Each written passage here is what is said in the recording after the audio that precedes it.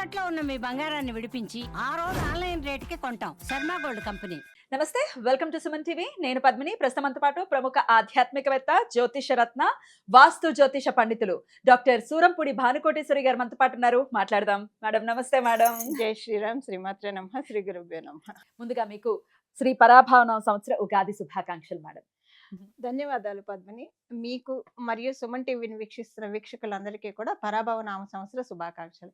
ఈ ఉగాది మీ జీవితాల్లో నవవసంతాన్ని మన జీవితాల్లో నవవసంతాన్ని కురిపించాలని, మన అందరం కూడా ఆనంద డోలికల్లో తేలిపోవాలని చెప్పి, మనకున్న కష్టాలన్నీ కూడా తగ్గిపోవాలని చెప్పి జగన్మాతని మనందరి తరఫున మనస్ఫూర్తిగా ప్రార్థిస్తున్నాను. థ్యాంక్ యూ అండి. Thank you so very much. ఒక్కసారి ఈ ద్వాదశ రాశులకి కూడా మనం ఖచ్చితంగా రాశి ఫలాలు అంటే తెలుసుకోవాలని అంటే అది ఉగాదికి మాత్రమే మనకు ఉన్నటువంటి సాంప్రదాయం. కాబట్టి మరి పరాభావన సంవత్సరం పేరేమో పరాభావం కదా, మరి అవమానం కదా, ఒకంత భయంగా ఉంది.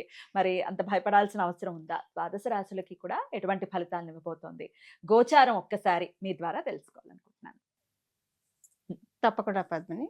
పరాభవం అనేది గోచారం మనకి ఇప్పుడు జూలై నుంచి జూలై వరకు కూడా గురు భగవానుడు మిథున రాశిలో ఉంటాడు. జూలైలో మిథున రాశి నుంచి కర్కాటక రాశిలోకి వస్తారు. శనేశ్వరుడు మటుకు మీన రాశిలోనే ఉంటారు, శని మహారాజు. రాహుకేతువుల ట్రాన్సిట్ ఈ డిసెంబర్లో మారుతుంది, 2026 డిసెంబర్లో. వీళ్ళు ఏంటంటే ఊరందరిది ఒక దారి అయితే ఉలిపిట్టది ఒక దారి అన్నట్టు అనమాట. వాళ్ళు ఉండేది రిట్రోగ్రేషన్ లో ఉంటారు కాబట్టి కుంభం నుంచి మకరానికి, అలాగే సింహంలో ఉన్న కేతు భగవానుడు కర్కాటకానికి వెళ్తారు.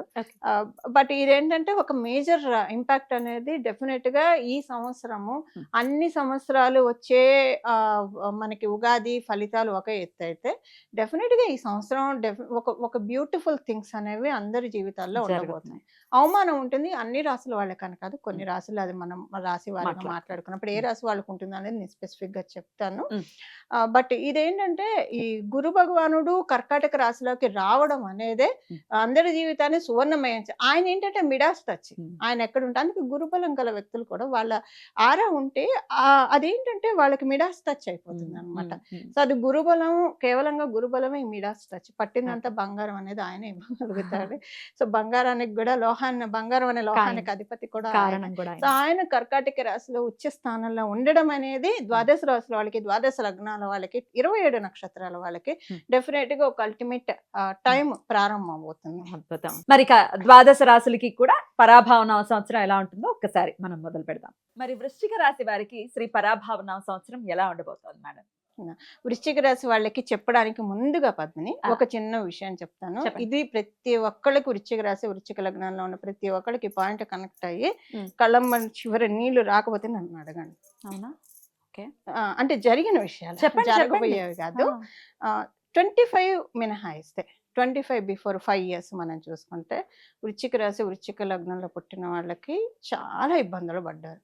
అంటే అన్ని రాశుల్లో కంపేర్ చేస్తే వృశ్చిక రాశి వాళ్ళు బిభత్సమైన, ఎందుకంటే అర్ధాష్టమ శని అత్తల కుతలం చేసి పడేసింది. వృశ్చిక రాశికి అర్ధాష్టమ శని అస్సలు కాదు. ఇది ఎక్సెప్షన్, ప్రతిదానికి కండిషన్స్ అప్లై అని ఒకటి ఉంటుంది. ఎక్కడో ఒక 10% పీపుల్ కి కండిషన్స్ ఇది అప్లికేబుల్ కాదు, కానీ 90% ఇదే ఇబ్బందులు డెఫినెట్ గా. ఇప్పుడు వృశ్చిక రాశి, వృశ్చిక లగ్నం వాళ్ళు చూస్తుంటే ఈ పాయింట్ కి కనెక్ట్ అవ్వకపోతే అడగండి. ఈ 25 నుంచి కొంచెం కుదురుకున్నారు, పర్లేదులే, మరీ ఏమంటారు బాగోకపోయినా బాగా లేకపోయినా కూడా చండాలంగా అయితే లేదు, కొంత ప్రశాంతంగా సాగుతుంది. 5 ఏళ్ళు లిటరల్ గా వాళ్ళకి అంటే ఏమంటారు, నరకం అంటే ఏంటి, ఇహలోక నరకాన్ని వాళ్ళు చూసారా. 10% పీపుల్ ని మనం మినహాయిస్తే 90% ఆఫ్ ద పీపుల్ ఇది చూసారు. అయితే ఎప్పుడైనా కష్టం వెనక సుఖం, చీకటి వెనక వెలుగు. ఇప్పుడు అది వీళ్ళకి, ఈ వర్డ్ వీళ్ళకి పర్ఫెక్ట్ అవుతుంది ఈ పరాభవ నామ సంవత్సరం నుంచి. 9వ స్థానంలో గురు భగవానుడు రావడము, వీళ్ళ రాశిని 5వ దృష్టితో చూడడము, తృతీయ స్థానాన్ని చూడడము, పంచమ స్థానాన్ని చూడడము. వీళ్ళకి ఏంటంటే నేను ఇందాక చెప్పాను కదా, కోణాలు లక్ష్మీ స్థానాలని. 5వ స్థానం కోణస్థానం, 9వ స్థానం కోణస్థానం. 2 కోణస్థానాలు లక్ష్మీ అమ్మవారి అధీనంలో ఉన్న ఈ కోణస్థానాల్ని గురు భగవానుడే చూడడము వీళ్ళకి ఒక అమృతపు జల్లు ప్రతి విషయంలో కూడా. వృశ్చిక రాశి అల్టిమేట్ రిజల్ట్స్ ఉన్న రాశుల్లో ఫస్ట్ ఉండే రాశి, టాప్ మోస్ట్ రాశి సంవత్సరంలో వృశ్చిక రాశి. జామ్ జామ్ అని సాగు కొనసాగుతుంది వాళ్ళకి. హా. ఇప్పుడు నవమంలో డిసెంబర్ తర్వాత కేతు భగవానుడు వస్తాడు. కేతు భగవానుడు వచ్చినప్పుడు అప్పుడు కొంచెం కన్ఫ్యూజన్స్ ఉంటాయి. అంతా బాగుంటుంది వాళ్ళకి. లోపల ఎందుకో కొంచెం ఇన్సెక్యూర్డ్ గా ఫీల్ అవుతారు. కానీ దాన్ని కవర్ చేసుకొని వాళ్ళు వెళ్తారు. ఎందుకంటే ఆల్రెడీ 5 సంవత్సరాలు చూసిన దాని మీద ఇది వాళ్ళకి చిన్నదే, Nothing అసలు. నథింగ్, అంతే. ఒక పిల్ల బచ్చా సమస్య సో సమస్యల్లో కూడా క్యాడర్ చేసుకునే వివేకాన్ని జూపిటర్ ఇస్తున్నాడు. అద్భుతం. ఇదే మనకి ఈ సమస్యను కూడా మనం లిస్ట్ రాసుకొని ఈ సమస్యకి మనం ప్రయారిటీ ఇవ్వాలి, ఈ సమస్య అసలు అవసరం అనేది, ఏ సమస్యకి ప్రయారిటీ ఇవ్వాలి, ఫైనాన్షియల్ మ్యాటర్స్ లో ప్రయారిటీ ఇవ్వాలి, చదువుకోలేకపోతే పిల్లల్ని తీర్చిదిద్దడం అనే సమస్యకి ప్రయారిటీ ఇవ్వాలి. సో మనకి ఇచ్చే ఈ కష్టాలలో ఇవి కూడా ఉంటాయి కదా, వీటిల్లో ఆయన టిక్కులు పెడుతూ ఉంటాడు అనమాట. జూపిటర్ పంచమ దృష్టితో ఇప్పుడు వీళ్ళని రాసినే చూస్తున్నాడంటే అక్కడ దాని అర్థం ఏంటంటే పంచమ స్థానాన్ని చూస్తున్నాడు, నవమ స్థానాన్ని చూస్తున్నాడు. దాని అర్థం ఏంటంటే మన మైండ్ మీద భగవంతుడు ఎప్పుడైతే చూస్తున్నాడో ఇట్స్ లైక్ మనకి లలిత సహస్రనామంలో ఒక నామం ఉంటుంది కదా, సహస్రారం భుజరూఢ సుధాసారాభివర్షిణి. మనందరి తల మీద అమ్మవారు ఉంటుంది, అమృత కలశాన్ని పట్టుకొని ఉంటుంది. ఎప్పుడో ఆవిడకి దయగలిగినప్పుడు ఒక అమృత బిందువు మన మీద కురిపిస్తుంది. ఆ కురిపించినప్పుడే మనకు ఒక థాట్ వస్తుంది. ఆ థాట్ తోటి మనము ఎగ్జిక్యూట్ చేస్తే లైఫ్ టర్న్ అవుతుంది. ఈ దశలో నాకు లైఫ్ టర్న్ అయిందని మనం అనుకుంటుంటాం. ఎప్పుడు అమ్మవారు మన మీద అమృత బిందువు కురిపించినప్పుడు. కాకపోతే ఆధ్యాత్మికంలో ప్రోగ్రెస్ అయ్యే వాళ్ళకి అమ్మవారు ఎప్పుడు కురిపిస్తూ ఉంటుంది. కురిపించుకోవడానికి ఆధ్యాత్మికంలో ఉంటారు. సో అది ఇంకా పెంచుకోవడానికి మనకు అవకాశం ఉంటుంది. ఇప్పుడు వీళ్ళకి మంచి థాట్స్ అమ్మవారు ఇస్తుంది. ఈ కష్టాలంటే అవి కాదు, వేటికి ప్రియారిటీ ఇవ్వాలి, వేటికి ఇవ్వకూడదు. వైవాహిక జీవితంలో సమస్యలు ఉన్నాయా, అవి తొలగిపోతాయి. పిల్లలతోటి ఇబ్బంది పడుతున్నారా, అవి తొలగిపోతాయి.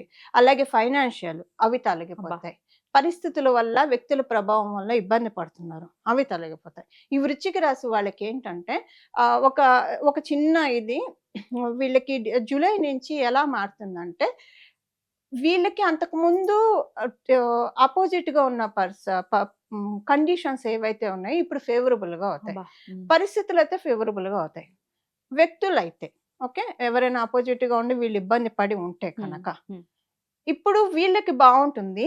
వాళ్ళకి వీళ్ళనే అంటే వీళ్ళు అనుసరించిన మార్గం అంటే వీళ్ళు ప్రోగ్రెసివ్ మోడ్ లో వెళ్ళడం వల్ల ఇలా ఉంటే మనకి ప్రోగ్రెస్ వస్తుందేమో అనుకోని వాళ్ళకు కూడా బాగుంటుందా? కాదు, వాళ్ళు ఈ దారిలోకి వచ్చేస్తారు. కానీ ఇక్కడ ఏమవుతుందంటే వాళ్ళకి రివర్ట్ అవుతుంది. వీళ్ళకి వచ్చినట్టు వాళ్ళకి రాదు. అది అప్పుడు వాళ్ళకి అర్థమవుతుంది, పులిని చూసి నక్క వాతలు పెట్టుకోకూడదు అని వాళ్ళకి అర్థం అవుతుంది. పులులే వృశ్చిక రాశి వాళ్ళైతే ఈ సంవత్సరం డెఫినెట్ గా వాళ్ళకి ఏంటంటే బాగా ఉండే పరిస్థితులన్నీ ఉన్నాయి. సో ఇందులోనే మనకి విద్యార్థులకు వచ్చేసింది కదా, వివాహం ఉంది, అన్ని ఆర్థికంగా సంతానం కోసం ప్రయత్నిస్తాం అవుతుంది. బేసిక్ గా ఈ సంవత్సరం ప్లాన్ చేసుకుంటే కూడా మంచిది. వృశ్చిక రాశి వృశ్చిక లగ్నంలో పుట్టిన వాళ్ళు గురుబలం అత్యద్భుతంగా ఉంది. మంచి గ్రహస్థితుల్లో అంటే అతిచారంలోకి రాక ముందే ఈసారి తీసుకుంటే కనుక చాలా మంచిది. అద్భుతం అండి, నిజంగా ఎంత మంచి విషయం చెప్పారు. వృశ్చిక రాశితో ఏ సంబంధం లేదు నాకు, అయినప్పటికీ వాళ్ళు పెట్టేటటువంటి కమెంట్స్ చూస్తూ ఉంటాను. మేజర్ గా పెట్టేది వృశ్చిక రాశి వాళ్ళు భరించలేకపోతున్నాను అని. పాపం వృశ్చిక రాశిలో గ్రహాలు ఉంటే సీరియస్ లైఫ్ పెండింగ్ కర్మ అని చూపిస్తుంది, సీరియస్ గా పాస్ట్ లైఫ్ పెండింగ్ కర్మ అని చూపిస్తుంది. ఇప్పుడు వృశ్చిక రాశే పుట్టక్కర్లేదు పద్మిని. ఎవరికైనా నవాంశ చాట్ లో మనకి పరాశర సంహిత చెప్పేది ఏంటంటే నవాంశ చాట్ లో కుంభరాశిలో వృశ్చిక రాశిలో గ్రహాలు ఉండకూడదు. గ్రహాలు ఉంటే అంటే ఇక్కడ కూడా కొన్ని కండిషన్స్ అప్లై, ఎక్సెప్షన్స్ కొన్ని ఉంటాయి. కొన్ని తప్పించి ఆ ఎక్సెప్షన్స్ లో ఉంటే ప్రాబ్లం ఏం లేదు. అది ఇప్పుడు నవాంశ చాట్ లో వృశ్చిక రాశిలో ఎవరికైనా గురుడు ఉన్నాడు, వాళ్ళకి సంతానం ఉండదు. చూడండి ఎన్ని కేస్ స్టడీస్ మీరు చూసారు. ఇది తంబ్ రూల్స్ అంటాం, తంబ్ రూల్ ఇది ఉండదు. సో ఇలా ఉంటాయి అనమాట. అలా అంటే వృశ్చిక రాశి కాకపోయినా అలా ఉంటేనే ఇంత సగం ఉంటే, ఇప్పుడు ఫైర్ యాక్సిడెంట్ అక్కడ జరుగుతుంటే ఇక్కడ ఉంటే మనకి పొగ వస్తుంది కదా, అదే ఫైర్ యాక్సిడెంట్ లోనే ఉంటే చచ్చిపోతాం. అంతే. అంటే వృశ్చిక రాశి పాపం అందుకనే వాళ్ళకి ఏంటంటే ఇప్పుడు వాళ్ళే బాగా విన్నర్స్ కూడా అవుతారు. అద్భుతం అండి నిజంగా. ఎందుకంటే ఆ కష్టాన్ని ఓర్చుకొని లాడర్స్ ఎక్కి లైమ్ లైట్ లోకి వస్తారు. ఇప్పుడైతే చాలా నేచర్ సంతోషం. ఇస్తుంది. అద్భుతం అండి నిజంగా. నా మనసుకైతే చాలా సంతోషంగా అనిపిస్తోంది. వృశ్చిక రాశి వాళ్ళు ఇప్పటి నుంచి ఒక మంచి సమయాన్ని ఆస్వాదించబోతున్నారు. అందుకు అభినందనలు తెలియజేస్తూ కంగ్రాచులేషన్స్. కంగ్రాచులేషన్స్. ఇన్ని రాశుల్లో ఫస్ట్ ఈ రాశి కన్యా రాశి వృశ్చిక రాశి. కన్యా నేను కన్యా రాశిలో ఆ విషయం చెప్పడం మర్చిపోయాను. కన్యా రాశి కన్యా రాశి కూడా. వృశ్చిక రాశి అద్భుతం అండి. ఇద్దరికి కంగ్రాచులేషన్స్. అయినప్పటికీ ఆరాధన మాత్రం వదలకూడదు కాబట్టి ఈ సంవత్సరం అంతా మీరు చేసుకోవాల్సినటువంటి ఆరాధన. పరిహారం పద్మిని. ఉమ్. ఈసారి ద్వాదశ రాశుల వాళ్ళకి, ద్వాదశ లగ్నాల వాళ్ళకి ఎప్పుడైతే శనైశ్వరుడు కుంభరాశిలో వచ్చారో అందరికి కామన్ రెమెడీ ఉంటుంది. ఇప్పుడు గురు భగవానుడు కర్కాటక రాశిలో రావడము, అవును. సో అందరికి కామన్ రెమెడీ ఉంటుంది. అందరూ గురుబలాన్ని పెంచుకోవాలి. మీ దాంట్లో గురుబలం ఉంటే ఉండొచ్చు గాక మళ్ళీ పెంచుకోవడము. సో అంటే మనకి ఏమన్నా వస్తాయంటే మనం ఏం కాదని చెప్పాం కదా. ఇవాళ వండుకున్నాం అంటే బియ్యం బస్తా తెచ్చిస్తా అంటే ఈ పూట వండుకున్నాం అని ఎవరని చెప్పాం కదా, అవును. పెట్టుకుంటాం కదా, రేపటికి ఉంచుకుంటాం కదా. అలా ఇది బాగా పనిచేస్తుంది. గురుమూర్తులను ఆరాధించాలి. గురు రాఘవేంద్ర స్వామిని ఆరాధిస్తారా, మేధ దక్షిణమూర్తి స్వామిని ఆరాధిస్తారా, దత్తాత్రేయుని ఆరాధిస్తారా, సాయిబాబాని ఆరాధిస్తారా, ఎవరైనా సరే గురువులు మీరెవరినైతే, లేదా కృష్ణం వందే జగద్గురు అంట, కృష్ణ పరమాత్మని మించిన గురువులు. సో ఇలాగ ఆరాధిస్తూ అమ్మవారు గురుమూర్తి రూపంలో ఉంటుంది. గురుమూర్తి, గురుమాత, గోమాత, గుహజన్మము అని మనకి లలిత సహస్రనామంలో ఉంటుంది. సో గురుమూర్తి రూపంలో అమ్మవారు రాజశ్యామల అమ్మవారి రూపంలో, సరస్వతి అమ్మవారి రూపంలో మనకి ఉంటారు. వాళ్ళనైనా ఆరాధించవచ్చు. ఎక్కువగా ప్రతిరోజు స్నానం చేసిన వెంటనే ఇమ్మీడియట్ గా ప్రతి రాశి వాళ్ళు, ప్రతి లగ్నం వాళ్ళు, 27 నక్షత్రాల వాళ్ళు దేవుడికి ఎలానో పూజ చేసుకుంటాం. ఒక్క 5 నిమిషాలు మీ డేలో దక్షిణామూర్తి స్వామివారి వంక చూడడం అనేది ఒక ప్రాక్టీస్ గా పెట్టుకోవాలి, అలవాటు చేసుకోవాలి. ఇప్పుడు జన్మ జాతకంలో గురుబలం లేని వాళ్ళకి ఇప్పుడు ఆ గోచారంలో అవకాశం ఇస్తుంది వాళ్ళు స్ట్రెంగ్ చేసుకోవడానికి. జూపిటర్ బలం అందరికీ కావాలి. జూపిటర్ బలం ఉంటే ఆయన కాపాడేది మామూలుగా ఉండదు, ఒక సపోర్ట్ అనేది దొరుకుతుంది. ఇంకా ఆయనకి ఎవరు అడ్డు కూడా చెప్పలేరు. ఎంత అడ్డు చెప్పినా ఈయన కాపాడేస్తాడు అంతే.